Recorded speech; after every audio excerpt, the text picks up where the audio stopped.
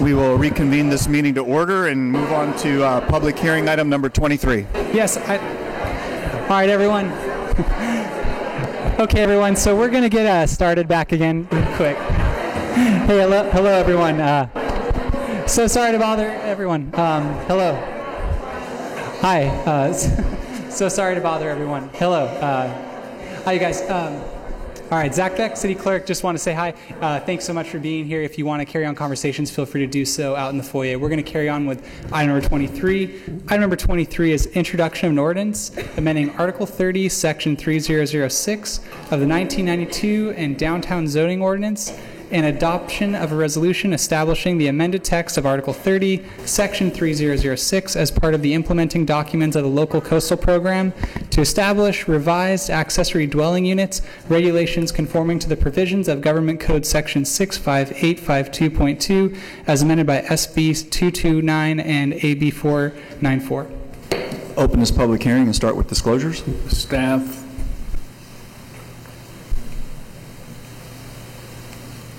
No disclosures. Staff. Staff and some members of the public. Staff only.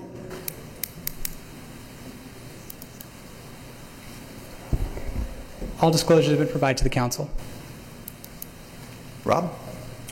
Good evening, Honorable Mayor and council members. I'm Rob Demahowski, Associate Planner with the Planning Division. This request is for a zone amendment and local coastal program amendment to amend Article 30, Section 3006 of the zoning ordinance for both the downtown and 1992 and establish the amended text in the implementing document of the local coastal program to establish revised accessory dwelling unit regulations conforming to state law as amended by Senate Bill 229 and Assembly Bill 494.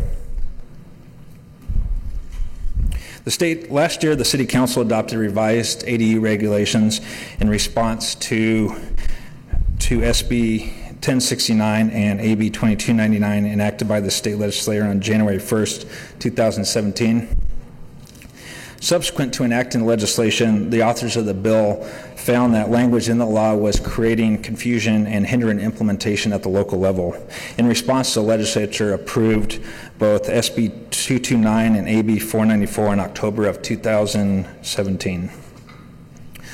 The legislation went into effect on January 1st, 2018, and is intended to provide clarifying changes, remove ambiguities in the language, and provide clear direction to local agencies to fully implement the law as intended.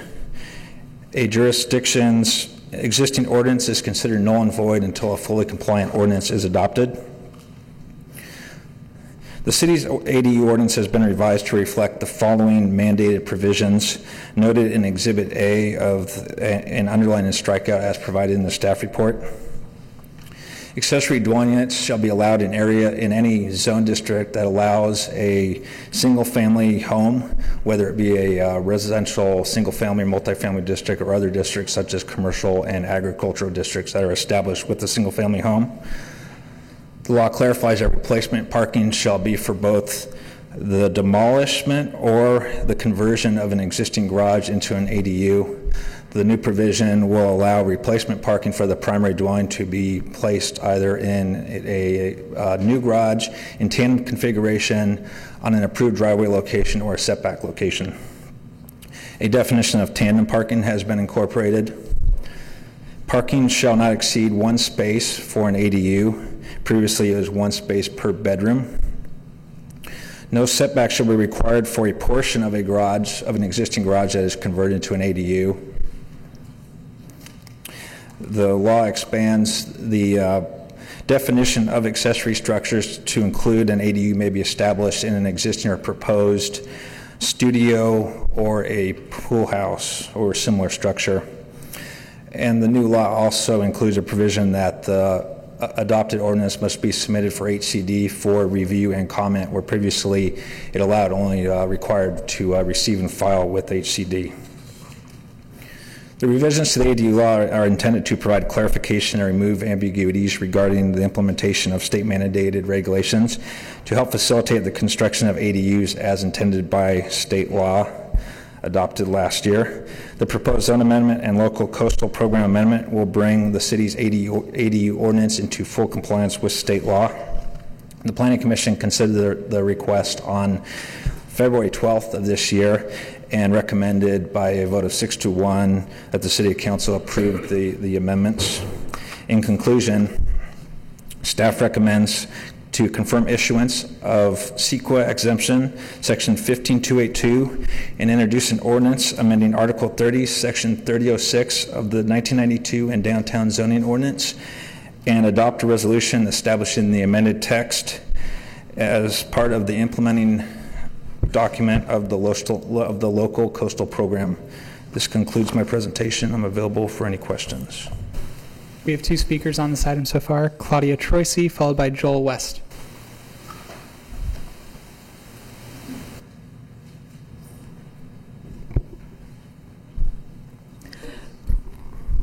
My name is Claudia Troisi. I live on Ditmar in Oceanside. I support this issue, this ordinance, and I want to thank staff for including the condition by the Planning Commission for the main house and the added ADU to be rented to not less than 31 days, which encourages additional units that will provide housing, not vacation rentals. And that was the intent, I believe, of the law, and I think that the city is doing beyond what the state's required, and I think it's to the benefit of the city. And as having been a member of the Planning Commission at the time this was voted on, we're very, very supportive of this ordinance. Thank you.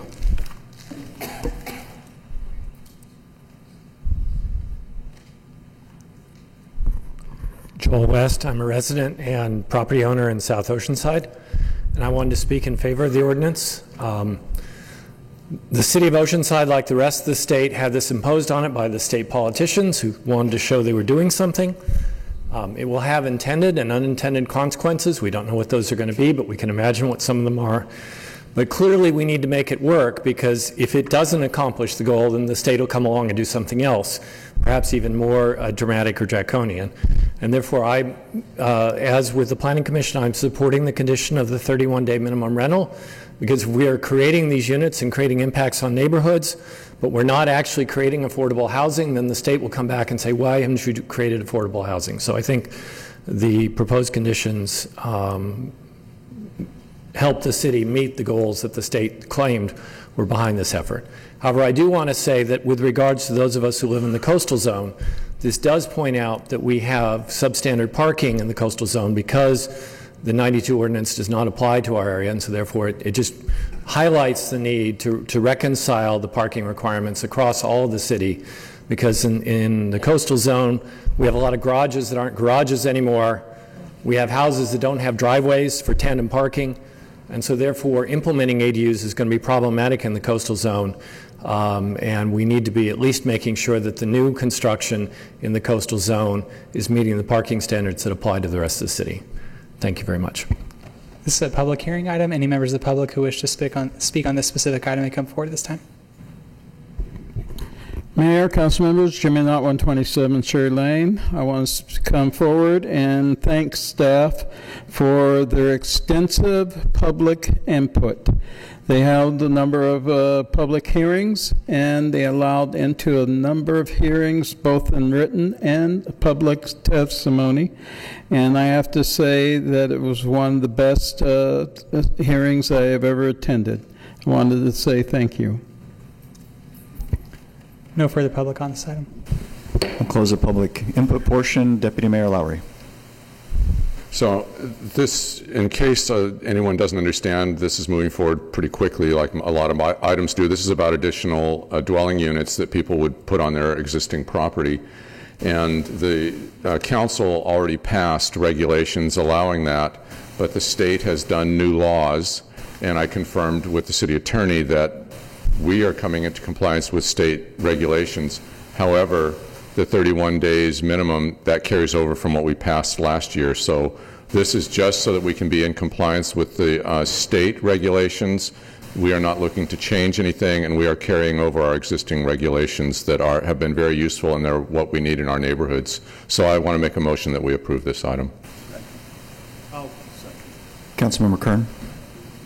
Just a quick question. An ADU, are they limited in size in relationship to the main house or the main dwelling unit?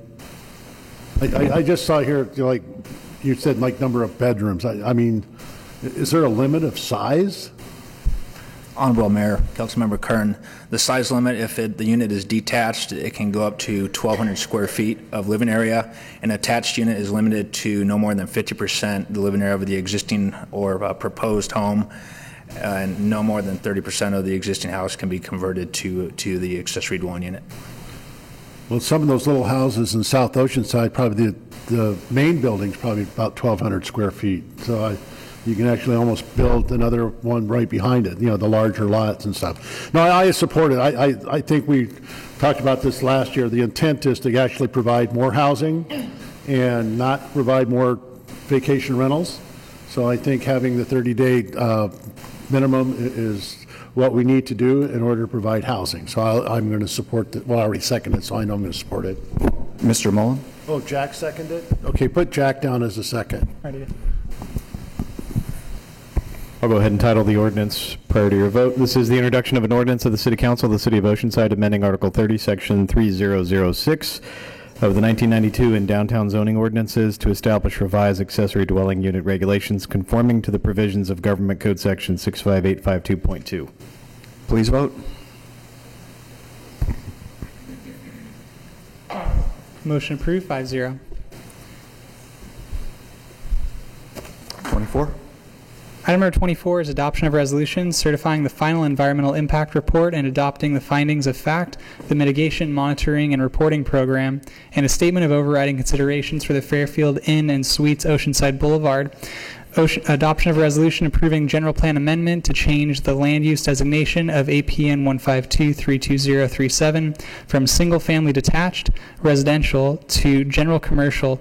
Introduction of an ordinance amending ordinance for zone amendment to change the zoning designation of APN 152-32037 from single-family residential to recreational commercial, and adoption of a resolution granting the appeal of the Planning Commission's denial of and approving development plan conditional use permit and variance for a 99-room select service hotel located on the north side of Oceanside Boulevard between Vine Street and Clementine Street, Fairfield Inn and Suites, Oceanside Boulevard, applicant ABA Development LLC, appellant ABA Development LLC. Open the public hearing and start with disclosures. Public, staff, and applicant.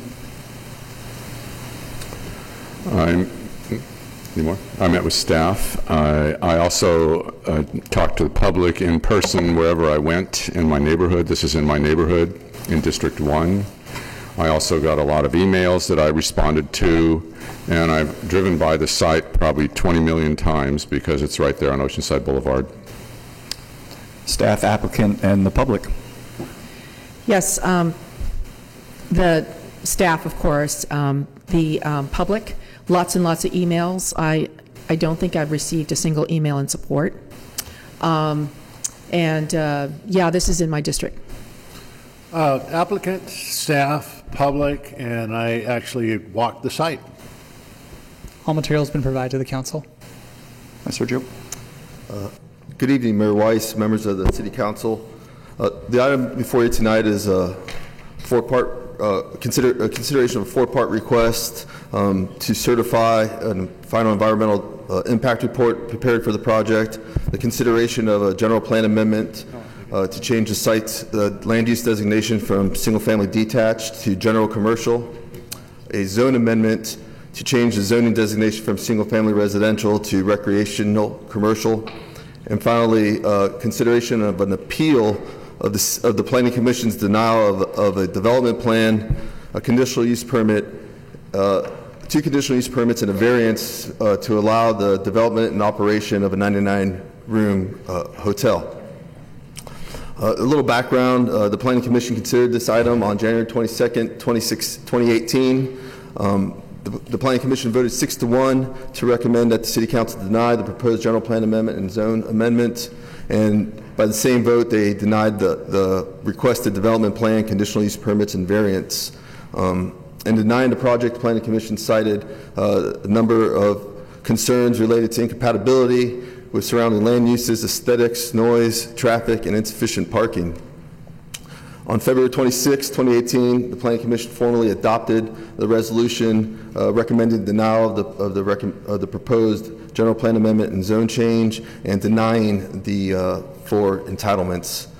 And finally, on March 2nd, 2018, the applicant filed their appeal of the Planning Commission's decision. So to give you a little bit of background and the setting of the project site, it is located on the northerly side of Oceanside Boulevard. Surrounding uses include a single-family residential neighborhood to the west, a multifamily parcel designated multifamily that's currently under development with the Vine Street Collection Townhomes, a parcel that's slated for a city sewer lift station, an old Fresh and Easy site to the north. To the east across Oceanside Boulevard is the Cavalier Mobile Estates, and to the south is a parcel that's currently the subject of an application for a multifamily development. The 2.3-acre site is vacant, has a fair amount of topographic relief. There's about a 65-foot elevation change from the high point in the middle of the lot to the low point near the northeast corner. The site's never been developed, and it has some scrub and brush on it currently. Here are some site photos to give you an idea. These are looking south at the site from basically the driveway for the old Fresh and Easy site. These other photos kind of show the topography and the existing adjacent residences above. And this is kind of from up where the end of Eucalyptus Street is, looking down onto the site to the east. So the first item of discussion is the general plan amendment. Currently, the site has a designation, land use designation of single-family detached. The applicant is proposing a change to general commercial to allow the development of the project site of the hotel. There's a zone amendment also requested to change the zoning designation from single-family residential to commercial recreation, which has a limited number of uses. The site plan depicted here shows a project driveway near the southerly portion of the project site. There's an internal circulation road. The site's been designed with a subterranean parking garage. It's a 3- and 4-story building with the 3 stories facing Oceanside Boulevard, 4 stories behind that. The amenities provided at the proposed hotel include a lobby area, a small breakfast area for guests only, a fitness room, 99 guest rooms. There's a pool amenity there at the northerly corner of the project site. So in denying the project, the Planning Commission focused on a number of their issues and topics that they focused on. Main findings of entailed compatibility. The general plan does outline Section 112, 1.12 of the general plan outlines guidance for compatibility when you have uses that aren't compatible. The stated objective is to minimize conflicts with adjacent or related land uses. The 3 policies kind of entail the design features that should be incorporated into projects when they're adjacent to uses which might be considered incompatible, which entail adequate setbacks, buffering, innovative site design. They also want to ensure that this doesn't create a negative aesthetic impact to surrounding uses. And finally, the sites should not be sources of objectionable noise, light, odors, and other emissions. So on the topic of compatibility, the next several slides are here to depict how the project's been designed in consistency with those guiding policies of the general plan. This is a copy of the preliminary grading plan prepared for the project site. It shows that the minimum setback to the building, to the adjacent property line is 99 feet to where the residences are located above on the hill. And that 84-foot dimension is actually to the canopy for the porte cochere. So adequate setbacks have been provided with this project site. They've done everything they could to the applicants done everything they could to physically site the building away from those existing residents to have the least impact possible. These slides kind of illustrate the innovative site design that's been incorporated and the adequate setbacks. What is depicted here is the subterranean parking garage in these cross sections, along with their separations. And through the cross sections, which there's a key map at the bottom right-hand corner. The minimum setback in these cross sections is almost 107 feet. They range from 107 feet to approximately 134 feet. So the innovative site design has been incorporated with this project, and there is adequate setbacks. This slide is meant to illustrate the innovative site design and adequate buffering through the grade separation. There's a minimum of 34 foot of elevation difference between the nearest adjacent residence and the project driveway shown in cross-section AA, and the maximum elevation differences through cross-section DD, which is about 52 feet. The building as proposed is reaches a maximum height of 48 feet. So the building is below the finished grade of all the residences which adjoin the project site. Adequate buffering has also been provided through the landscape design. The graded slope between the project site and the adjacent residences will be handsomely landscaped with native plant palette, which requires minimum watering and maintenance due to its steepness and ability to maintain that. So there will be ample buffering provided through the landscape design. With respect to aesthetics, an innovative design has been incorporated, which includes a variety of materials and colors and textures, has varying horizontal and vertical planes. These illustrative elevations kind of depict some of the shadowing that's been incorporated, or you can see the shadowing that's been incorporated through the horizontal relief that's been provided with the building design. In addition, you can see it steps from a one-story building at the what would be the southerly end of the building, and it steps all the way up to 4 stories to provide for some not only visual interest, but to reduce that massing which is adjacent to Oceanside Boulevard. Here are the north and south elevations. The north elevations, which you would see driving westerly towards the ocean, and the south elevations, which you would see coming down the hill on Oceanside Boulevard. Here are some renderings of the proposed hotel and how it fits in with the adjacent surrounding neighborhood. And here's one more perspective coming down the hill on Oceanside Boulevard. So another topic that was brought up at the Planning Commission public hearing was the topic of noise. And so there was a noise study prepared as part of the EIR for the project. It examined the ambient noise, existing conditions, noise associated with construction activities, and noise associated with operational activities. The findings of the noise study were that the construction activities would be in compliance with the noise level limitations outlined in the noise element of the general plan, and that operational noise would be in compliance with the noise ordinance found in the Municipal Code, Chapter 38.12. Another topic that came up at the Planning Commission public hearing was the concept of reflective noise. There was concern that the sites, given its massing and required retaining walls, would enhance ambient noise, specifically the sprinter horn.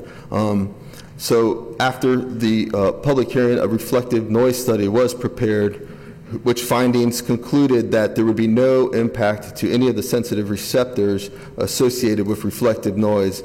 As a matter of fact, the reflective noise study found that there would be a reduction in ambient noise to the sensitive receptors that are uphill from the site. So the noise has found to be in compliance with the city's standards. Another big topic of concern among the Planning Commission and the public was the concept of traffic So these are the facts associated with traffic. This segment of highway, of Oceanside Boulevard between Coast Highway and I-5 has a design capacity to accommodate 25,000 vehicle trips per day. The current volume of traffic on Oceanside Boulevard in this segment is 16,871 trips. The project was analyzed as a 105-room hotel, so it was analyzed at a higher generating rate than what's actually being proposed. And so that resulted in 735 vehicle trips per day. And the cumulative impact analysis included the proposed Breeze Apartments, the Moore Street Townhomes, the approved Vine Street Collection, and the mixed-use project at El Corazon. And the results of the traffic study showed that the existing traffic plus the cumulative projects considered plus the project would result in just over 19,000 vehicle trips a day below the design capacity of Oceanside Boulevard. This slide is meant to illustrate project trip generation during the peak hours and the project trip distribution. Yes, 735 trips were analyzed. The project was analyzed at 735 trips, and that would account for 100% occupancy. So it's reasonable to think that there will not always be 100% occupancy at the hotels, probably more specifically during the week when it's mostly filled with business travelers. What Table 6 there shows, these are two images from the traffic study for the project. What Table 6 on the bottom shows what the morning AM peak hour and the evening PM peak hour trip generation would be. And so really what we're talking about concerns of making a U-turn at Ditmar. We're talking about 36 vehicles leaving the project site within an hour period, which equals about one vehicle every minute and 40 seconds. As proposed, the project does not have immediate impacts on the level of service for Oceanside, for this segment of Oceanside Boulevard. There is an impact in the horizon year at the northbound and southbound on-ramps for I-5, which the City Council adopted, acknowledged and adopted a statement of overriding considerations when they adopted the circulation element.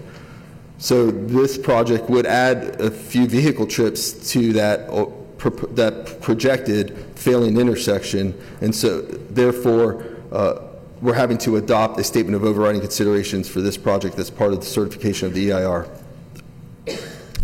There are proposed traffic improvements to this segment of Oceanside Boulevard. Along the project frontage, there's going to be a dedication of additional right-of-way of approximately 3 feet, and there's going to be an increase in the pavement width by approximately 8 feet. There's also proposed to be a center raised concrete median as outlined in the red. So there will create a left turn pocket into the project site. It would also prevent right turns, it would also prevent left turns out of the project. And the other ingress would be through right turn in and right turn out.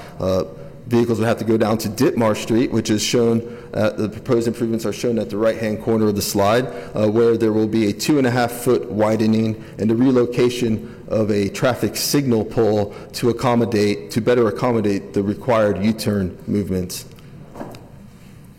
There was a lot of concern raised by the Planning Commission regarding the safety of this segment of Oceanside Boulevard. And so with cooperation of the traffic engineering section, they provided us the traffic accident data for the last 4 years, starting in 2014. And what it shows is the data shows that there's been an average of 1 accident per year on the segment of Oceanside Boulevard between Nevada Street and Vine Street. And there's an average of 2.75 accidents at the intersection of Ditmar and Oceanside Boulevard. It was brought up at the public hearing that this project would require blasting as part of the grading activities, and that confusion may have come from the term was cited 3 times in the geotechnical study prepared for the project. It was in the context of the hardness of the material that needed to be excavated, and it couldn't completely preclude the fact that blasting may be required, because the rock hardness study that was subsequently prepared, which required seismic, and I apologize, I'm not, a seismic refraction survey wasn't done at the time when the preliminary geotechnical investigation was prepared for the project. Since the project geologist went on the record at the Planning Commission that absolutely no blasting was going to be required as part of the grading activities of the site.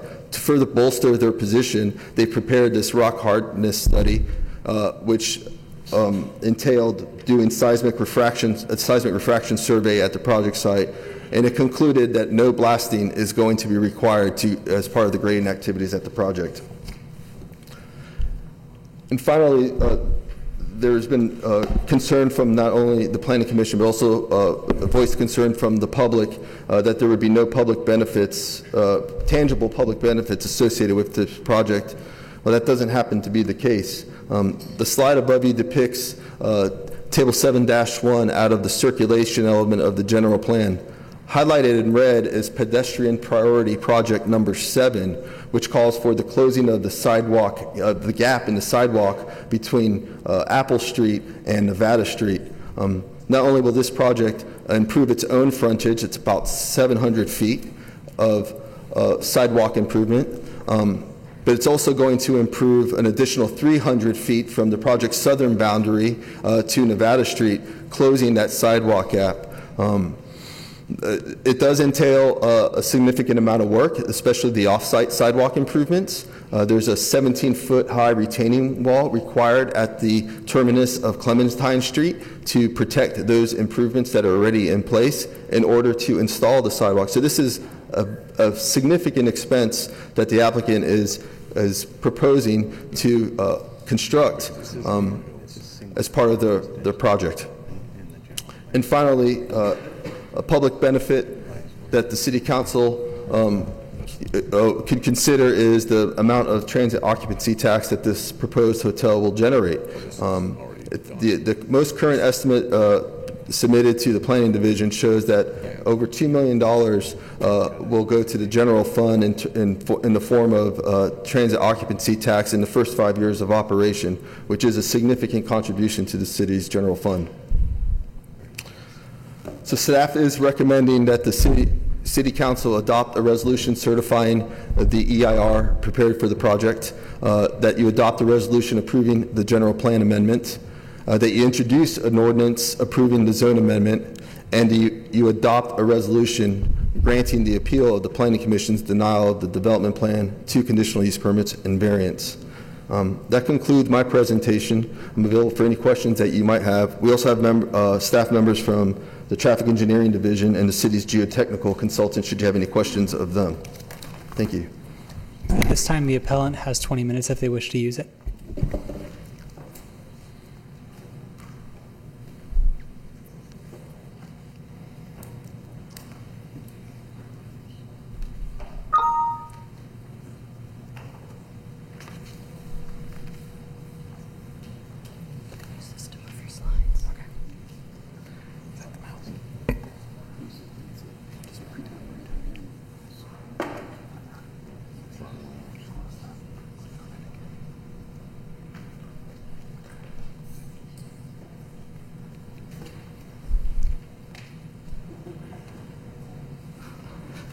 Good evening, Honorable Mayor and City Council members. My name is John Dewald. I'm the developer and owner of this project. I appreciate the time to provide a few more comments with regard to the project. It's been a long haul for us. We've got a lot of input from staff, from the public and all. We've done a lot of design changes. We've recited the hotel. We've redesigned the hotel. We've looked at access issues. We looked at traffic issues and stuff. And so I think we've tried our best to address as many of the issues as we can. And while I don't think everybody will agree with us, I think we've developed a good product and a good project for the city of Oceanside. What we're proposing is a 99-room Fairfield Inn hotel. It's a limited service hotel, and as we went through the amenities, it's limited to simple amenities such as a workout room, a pool, and a small breakfast nook where we do continental breakfasts. It doesn't include a restaurant or conference room. Limited service hotel is, and this one would be a 2-star hotel. In the hotel rating systems, they go from 1 to 5. 1 and 2 are limited services hotels. They don't have restaurants, so this is the top end of limited service hotels. A 5-star hotel has everything you can think of from a luxury hotel perspective in terms of amenities. This hotel, I think, is well suited for this site. It needs a good visible site. It's a mid-market cost hotel, so it's not like a luxury hotel. It's going to be able to provide services for patrons such as families coming down for the soccer tournaments at the new fields, for people visiting local families, for business people that are in the business sections or Camp Pendleton, and to some extent more cost-conscious tourists. RIR Hospitality is our operator for this. They're a local group. They run a number of hotels, about 10 hotels in the San Diego area, another 10 or so across the Southwest. They actually opened the Fairfield in San Marcos. They're a great, innovative operator. I think we're a great operator for this site in terms of adapting this building to Oceanside's needs. The product we're delivering, we think, is a smaller limited service hotel. That's the right size for this thing. A limited hotel is also a great type of hotel for this site because it's probably the least amount of traffic generation of the hotels there. And not having the restaurant is an important piece from a traffic generation because that's a lot of employees as well as additional patrons for the restaurant. There are a couple big issues that are out there, and I want to address a little bit of a couple of them. The first one is site access.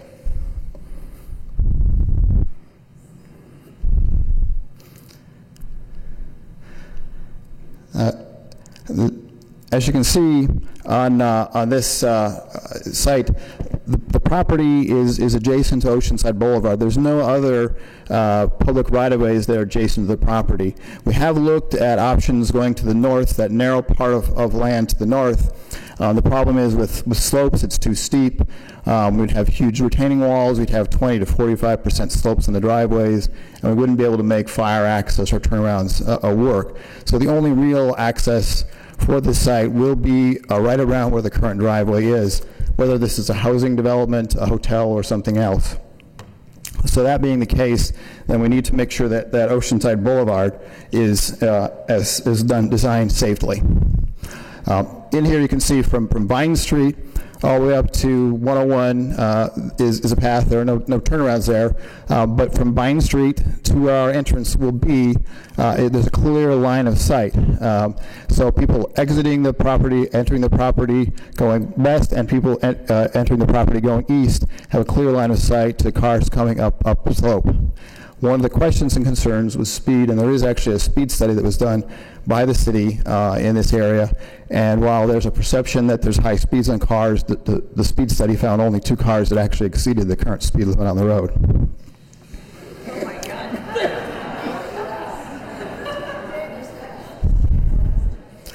God. In this closer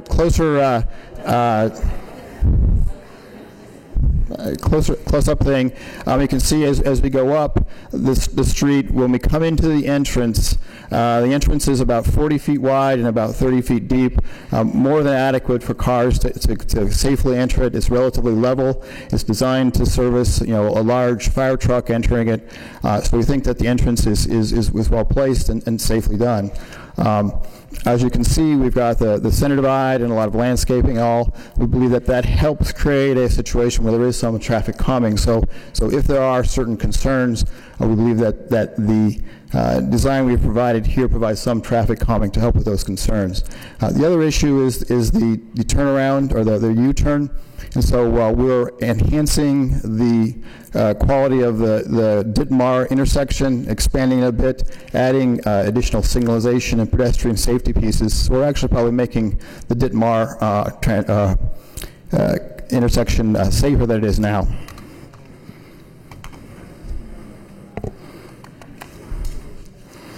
From the perspective, this is a quick, I'm going to go through these fairly quickly. These are street sections for the proposed changes. The top one is the current street section on Oceanside Boulevard, and the bottom one is the proposed street section.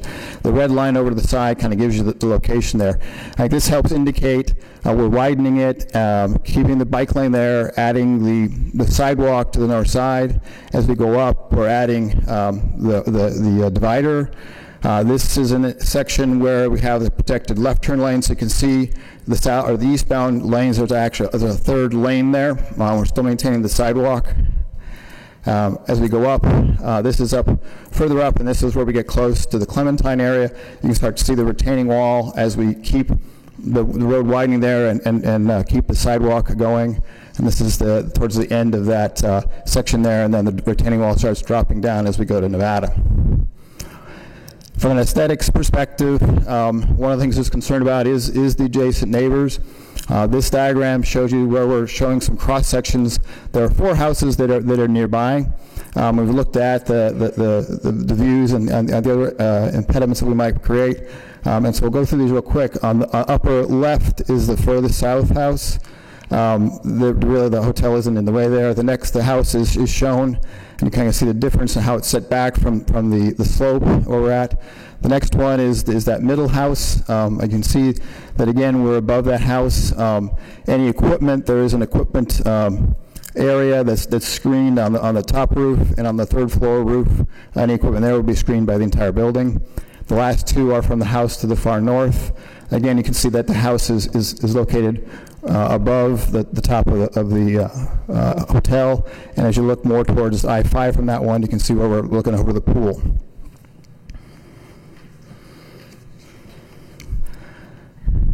From an aesthetics perspective too, I think right now this is a vacant, brushy lot with some open slopes of dirt. We're proposing some significant landscaping efforts to improve the look with planted retaining walls, with a lot of extra landscaping and landscaping strips, a lot of landscaping up on the upper slope.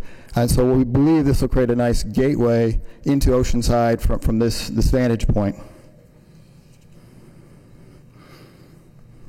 We've also spent a lot of work with the building design itself. This is a much more enhanced Fairfield Inn design than you typically see.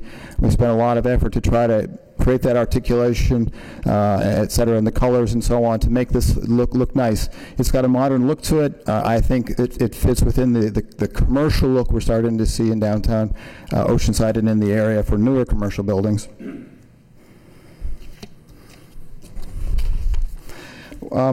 There are a number of advantages that we bring, I think, to the table for the city and for the community. For the local neighborhood, there is vagrancy issues. I think the site being occupied, 724, will help with some of those. We're creating more walkable areas with the sidewalk improvements. And again, I think a nicer entrance in. From the city's perspective, as staff has already talked about, we'll be generating close to $500,000 in TOT every year, where there'll be a significant increase in property tax revenues from the site. We'll be paying over $350,000 in impact fees. We're going to be adding needed capacity from a hotel room perspective. With the advent of the sports park and a lot of other things, there's a lot of hotel capacity that's needed here, and not just luxury hotels on the beach.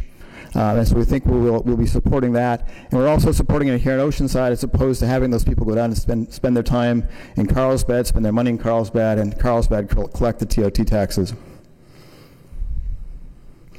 I think there's only a few opportunities for Oceanside along I-5 for this type of hotel, and so I think you want to take advantage of this opportunity. And I think, although I'm not sure that everybody agrees with me, I think that this project actually will improve the safety on Oceanside Boulevard. And maybe this will also try to reinvigorate the commercial area here around the Oceanside Boulevard I-5 interchange, which has some challenges more recently. The last thing I wanted to point out was there's been a sort of a series of changes to this area. And originally, the large area that you see in pink on the left-hand slide was commercial area, and our area was zoned residential. Recently, in 2016, that was changed to commercial, or to residential from commercial, so most of that pink area is now residential. And one of the understandings was, well, our property was going to be changed to commercial, and so there was a bit of a one-on-one, or one-for-one trade there. And I think in the end, this is a great trade for you. In terms of residential, instead of only being able to build 12, you're adding 50-some units to your residential inventory, but you're still getting a commercial site that's going to bring you TOT. So in conclusion, we appreciate your time. I want you to look at this carefully. I want to thank staff and our consultants. I also want to thank the community. I think the community being engaged in this, and they're very engaged, is a good thing. I think it helps drive good design, and so I encourage it. I know it's a challenge, and I know that as a developer, I'm not always going to make them happy, and they're not always going to agree with me, but I think we've managed to deliver a good product here. My consultant group is here, so if you have any questions, feel free to approach them for that. Thank you.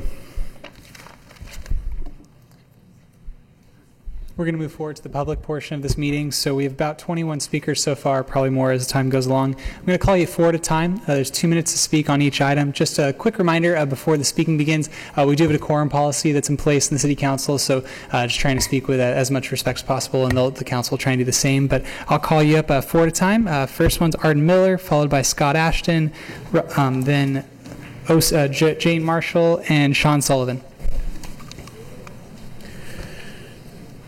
Thank you for this opportunity, Mr. Mayor and council members. My name is Arden Miller. I live at 281 Blue Springs Lane, which is right across from this monstrosity of a disgusting proposal that we have here. One thing I would like to find out is where they got their traffic study, because OPD sits down at the old Fresh and Reedy site with their traffic units pulling over cars left and right that are speeding through there. So I'm sure they did not do a proper exam there. Second of all, they have this underground parking structure that'll be opened facing my community. Oh, excuse me, I forgot to tell you, I'm the Cavalier Mobile Home Owners Association appointed treasurer and elected speaker for the association. They're representing 363 units in our park. The sound that comes out of an underground parking, the structure is going to be open towards us. This is a hotel. People will be coming in and out of there 24 hours a day. Our homes have a piece of metal, a little bit of insulation, and a 1/4 inch piece of wood on the inside. No, we don't have insulation unless we're a brand new home, and I'm not. Mine's a 1973 unit. And most of the units are that old or older that are down there. Interesting that they said about the sound barrier. Well, that wall will be reflecting the sound back at us. It may not be going up the hill like they said. That's probably true. But we already hear the traffic noise all day long.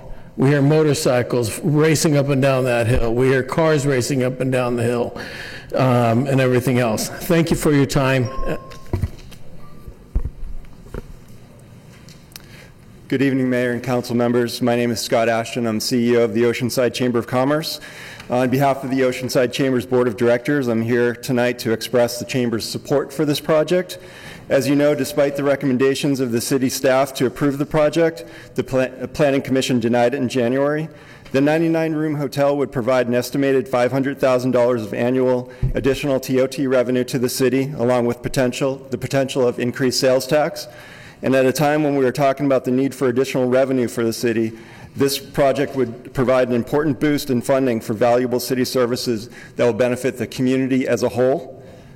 We believe that the decision of the Planning Commission may be seen as favorable by a small group of residents nearby the project, but was not made in the best interests of the entire community. As you know, just a few years ago, a land swap took place in the trade of the Canyon area that was zoned commercial and changed to residential for this site, which is proposed to go from residential to commercial. We view this as a win-win situation as it concentrates the commercial along Oceanside Boulevard and serve to set the residential back away from the street. Through the swap, our community gets a visible hotel site and gets twice as much housing as would have been built otherwise. We respectfully request that you vote in support of the Fairfield Inn project. Thank you. Our next two speakers were Jane Marshall and Sean Sullivan.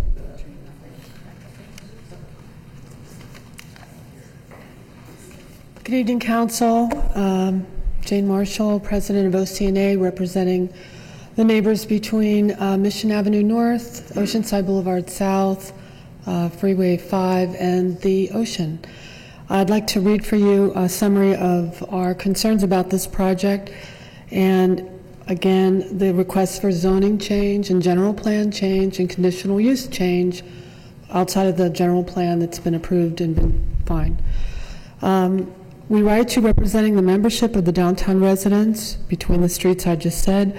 Our neighborhoods and your constituents are dismayed to see this project continue after being denied by the Planning Commission on a 6-1 vote in January. We strongly oppose its development for the following reasons: the significant traffic impact and the poor mitigation plan.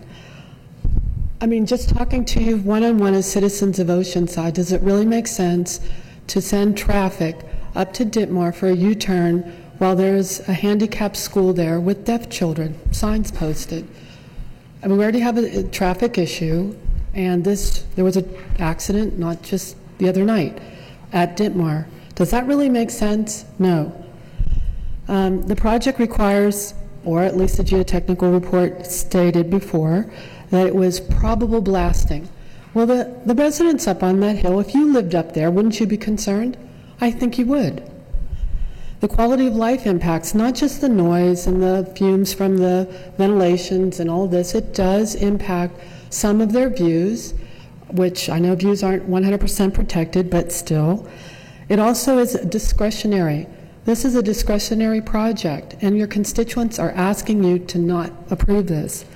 And they talk about public benefits. Sidewalks are typically included into most of these projects. But last but not least, this is residential. It wasn't a swap. It's residential, and the OCNA group strongly recommends that you keep it residential for workforce housing that we desperately need. Thank you.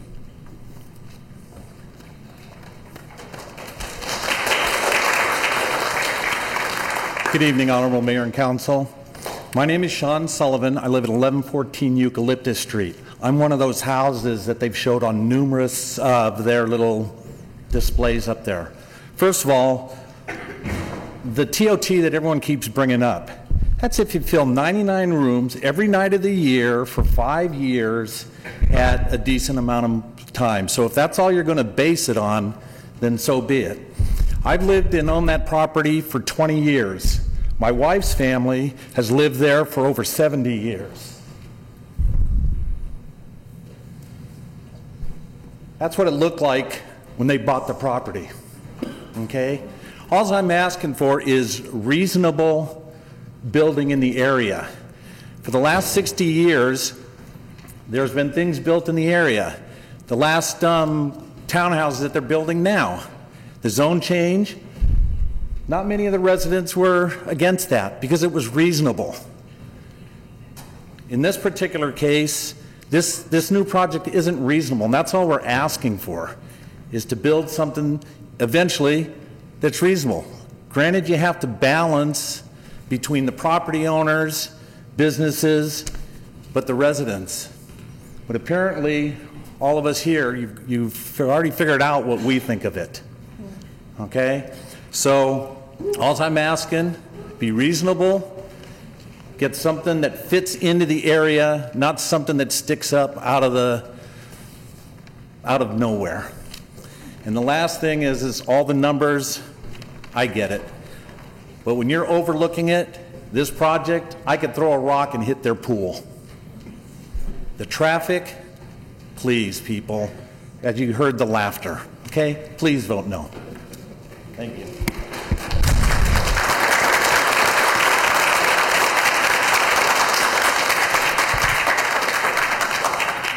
I would ask that you hold the applause till the very end, please. Our next 4 speakers are Margaret Matthews, Michael Whitboard, Barbara Weldon, and I believe it's Elise Matthews. And feel free to line up at both podiums.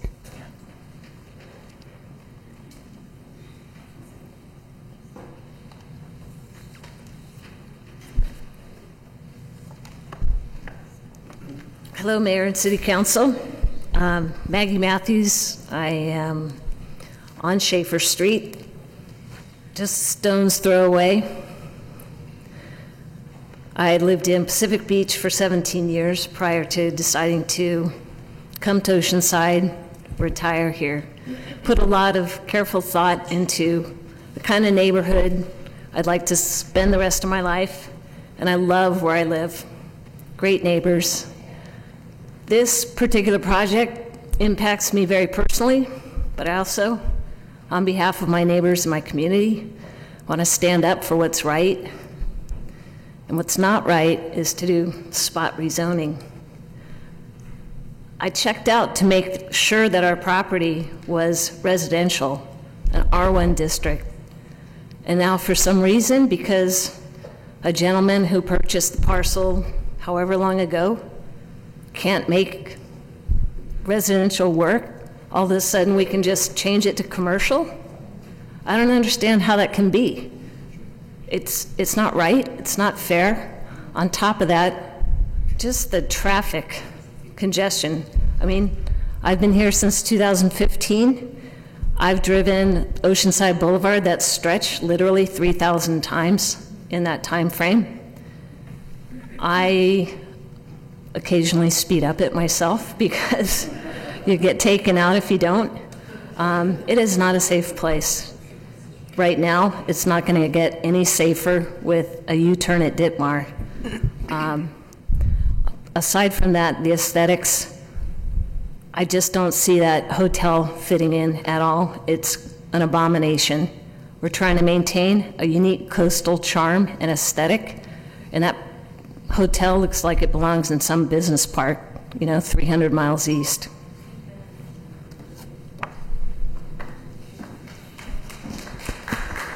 Thank you. Good evening, Mayor Weiss, Deputy Mayor Lowry, and esteemed council members. My name is Barbara Weldon, and I live at 1031 South Clementine Street. I've been a resident in Oceanside for 20 years. And I'm here representing some of my neighbors, Sally Haggerty, who couldn't be here this evening.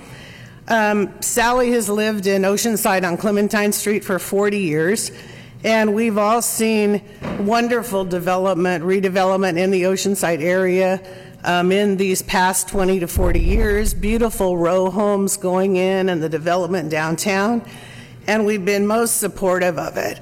Up until the proposal of this new inn. It does not fit into our neighborhood. The school they were talking about at Ditmar and Oceanside Boulevard, there are children that go out walking there all the time, several of us neighbors that walk there, and to have the additional traffic in our area would just change our lifestyles extremely for us. The proposal itself is going to impact the residents of our area and for the most part all of Oceanside. And do we want to have the 2 main entrances into Oceanside be hotels and high traffic areas? I don't think so. So just, I just want to leave you with this. Ask yourself, would you want to have a hotel proposed being built in your backyard? Thank you. Thank you. Thank you, Mayor, Council. My name is Mike Whitboard. I have 2 homes, one on Ditmar and one on the 1100 block of Clementine on the hill above. I've lived in Oceanside for 36 years. I work at Tri-City Hospital. And the bottom line is this really what we want? Is this the best Oceanside can do? We saw what happened on the northern entrance with the hotels years ago, or I have. I don't know how many people have lived here when that was a mess. We're finally starting to get this town cleaned up. There's some nice projects going in. And the two main thoroughfares to the beach from all of eastern North County is Oceanside Boulevard and Mission. With everything else that's going in there, I just don't think it's the right project. If you look at it, it looks like a hospital on the hill. If you drive out and you look at Palomar Hospital up there, it's out of place. This looks the same way. We can't even afford a new hospital. We voted on it twice and it got voted down, and we're going to put these kind of projects in. When I bought my home, I bought it west of I-5 for a reason, because it was limited traffic. If you drive on I-5 and you get off at 5 o'clock, the lines are all going east. I paid an inordinate amount of money for that home. That property is valuable. It will increase in value. So let's not sell ourselves short with a 2-star hotel project. We can do much better than that.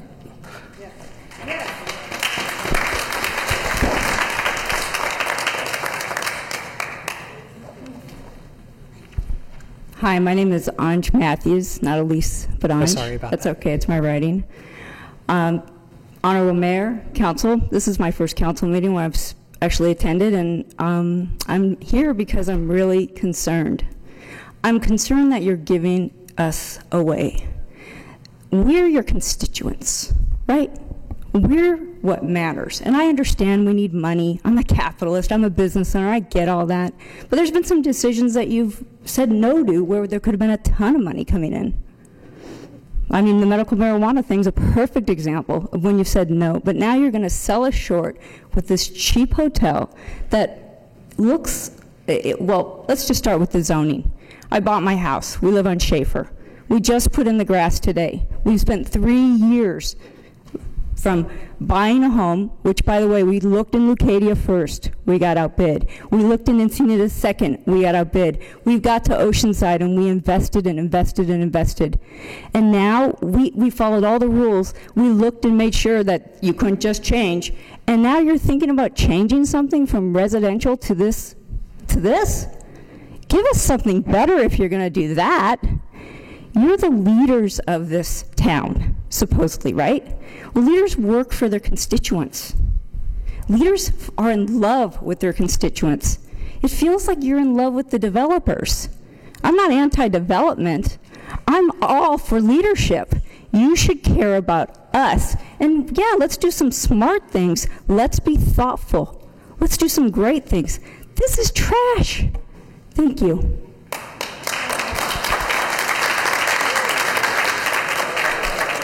Please hold the applause till the end. Our next 4 speakers are Donna Geierman. I'm so sorry, it's Mr. and Mrs. Bachman, Sally Bickerton, and Arlene Hammerschmidt.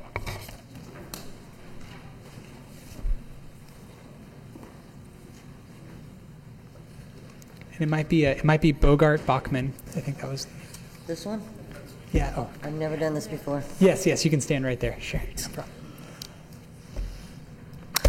Good evening, Mayor, council members. I had my 2 minutes all written out. It's now gone out the window. Because tonight I heard staff do a report about traffic, and it stated years and the number of accidents. 2015, staff said 0. My car was totaled at the intersection of South Nevada and Oceanside Boulevard in 2015. So, I challenge that report. I challenge them saying that the speed limit, that only 2 cars went over the speed limit. Because we deal with it every stinking day, where cars are flying up and down that hill, and we're worried about getting hit. That's important to us. And if they can't get the figures right on accidents and speed, what else is being fudged in these reports? Thank you.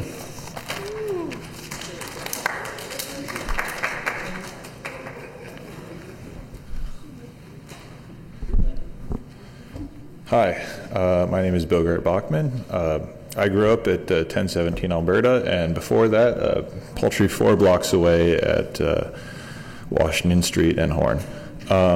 So I'm here to tell you a story because it looks like me and these people over here, we're representing the younger and youth who might be, who this lower cost hotel might appeal to.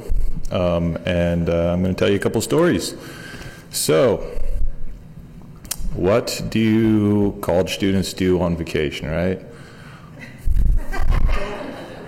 Oh, yeah, okay, so somebody got that right. Okay, so we have right here a double-blind intersection. I don't know if you guys have gone to Ditmar up there, but you cannot see the traffic coming up the hill. And across the street is what? 7-Eleven. Where do you get alcohol? 7-Eleven. Hey, it happens. So people are going to go to this hotel. They're going to walk up the hill. They may be under the influence of something, so they're going to be like, "Oh, you know what? There's a 7-Eleven. I'm just going to run across the street, right?" And then being drunk, going to have great reflexes and all. So they go to the 7-Eleven, and then they make their way to the beach somehow, or Larry's or wherever. And then they come back, and they're on the other side of the street or whatever. They have to cross it. Things like that are going to happen at this hotel, and that is a factor that we just can't ignore because there's blind intersections. You can't see it at all, and cars, as we know, are frequently known to obey the speed limit right here, and so that's basically what I got. Good evening, council and staff. My name is Sally Bickerton, and I've been a resident on South Clementine Street for the last 40 years. And I'm about a mile from this development. It's not in my backyard, but I'm still very concerned about it. I strongly urge you to deny this misplaced hotel. I hope that you will vote no on a zone change. It is currently and should remain single-family residential. Please vote no on a 99-room, which is very large for that small 2 acres, 4 and 5 story, only 2-star hotel in our single-family neighborhood. Please vote no to allow complex traffic turns on a busy, curving, and steep street with fast-moving traffic and no easy freeway access for those people in a hotel. Please vote no on this poorly planned and badly located hotel. Our city deserves exceptional projects that enhance our reputation and reflect our ideal beachside setting. Thank you.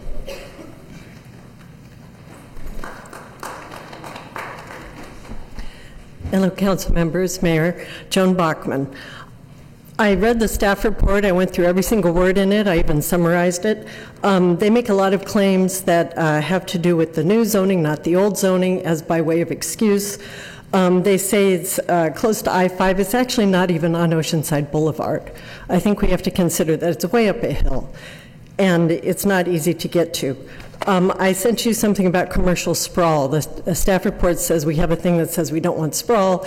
I'm saying this will cause sprawl. I'm talking about commercial sprawl, the kind that you paid good money for the Oceanside Boulevard vision and the Coast Highway vision to solve the problems of those streets. The problems of those streets is continuous development down those streets with no relief. And this particular location would add to that dramatically. We already have failed Fresh and Easy building, which I always called the dollar store. And it turns out it will be someday, unfortunately. This developer has made a very bad investment. John DeWald was in my house and trying to tell me about this. I listed all the problems with this site, and his money guy got upset. I have to make a phone call, left, and never came back. We didn't hear from him for another few years. So he's made a bad investment. He needs to not put more money into this investment. We need to stop enabling him, and we need to stop him. Okay, he has been told no, no, no, and he keeps putting more money into this. That's not our problem. That is his problem. He made a very bad investment. My neighbors, Maggie up here, bought a house on Schaefer, did a fantastic remodeling job. It is stellar, and you should see it. She made a great investment. Okay, it is not our job to make his bad idea work. It's also a bad investment for the city. These two-star hotels are everywhere. They're the same cookie-cutter design. It's terrible architecture. If you want to put this much density into one tiny little spot, we need stellar architecture. The other thing is it cannot come off Oceanside Boulevard in any way. It is not safe. You get passed when you're going 40 miles an hour. So unless the speed limit was 60 miles an hour during that study, Thank you, Joan. We can't have access off Oceanside Boulevard. Thank you.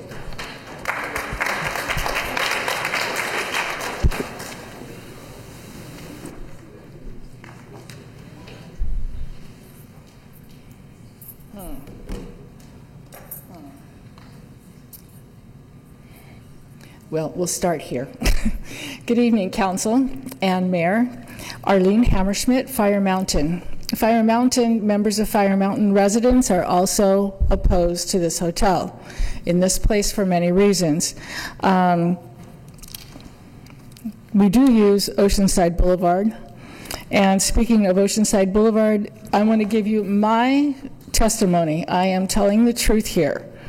On May 5th, close to 1 p.m., driving east on Oceanside Boulevard at Ditmar Street, and I was stopped at the stoplight. A two-car crash with debris in the intersection is what I was greeted with. Smaller metallic car looked to be trying to make a left-hand turn from Oceanside Boulevard eastbound onto Ditmar northbound. It had the passenger door and window smashed in. I didn't hear any sirens. I doubt if there was a report for this accident. I doubt it. The larger car looked to be trying to go on Oceanside Boulevard, and its bumper, it just looked like a left-hand crash. Somebody either was on a cell phone or didn't look at the light. Okay, so, time out, time in, are we working? No. Doesn't work. There, now it's working, thank you. All right, this is the lot, which you've seen various versions of already. I want to share with you, somebody mentioned that they didn't think a development would go on this area, like a housing development. I went up there. This is the Google view. Everything is lower from this bluff to the ocean. I think there might be 3 ocean views up there. If there are, holy cow, you can build a house anywhere with a peak of an ocean. Somebody will buy it. The last thing is, as far as views go, this is easterly over Oceanside Boulevard. That's an open view. From the top of the bluff, it's an open view.